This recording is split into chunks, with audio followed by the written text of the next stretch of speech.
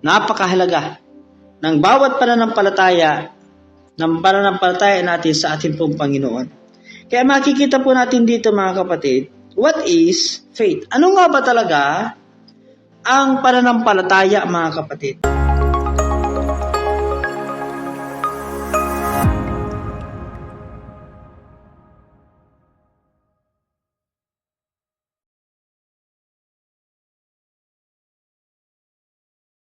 Pansinin po natin sa King James Bible, ito po sabi ng salita ng Diyos, so that faith cometh by hearing, and hearing by the word of God. Ang pananampalataya ay nagsisimula saan? Sa pakikinig ng salita ng Diyos, sa pakikinig ng Biblia, sa pakikinig ng pangangaral ng Ebanghelyo ni Kristo, sa pakikinig ng salita ng Diyos, sa pagbubulay-bulay everyday, sa pagdi-devotion mga kapatid, doon po nagsisimula ang pananampalataya.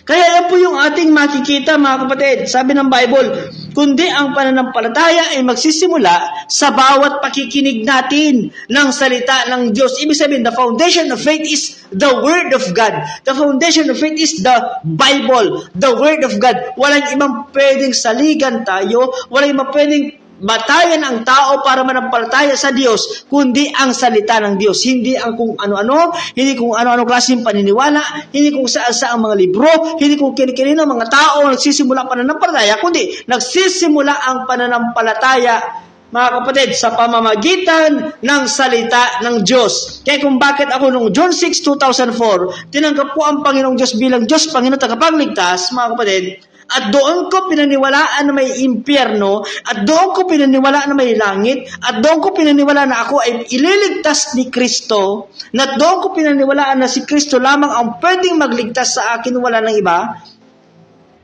sa pakikinig ng salita ng Diyos.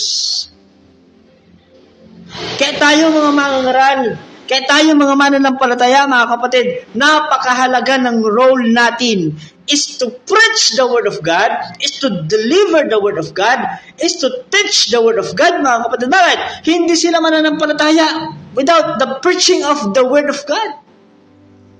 Without tracts distribution. Hindi nila mababasa na ikaw ay mahal ng Diyos. Kaya doon nagsisimula ang pananampalataya. Kaya mga kapatid ko minamahal sa Panginoon, faith first. Our topic for today, or our topic for tonight is about faith first. Manampalataya ka sa ating Panginoong Jesus.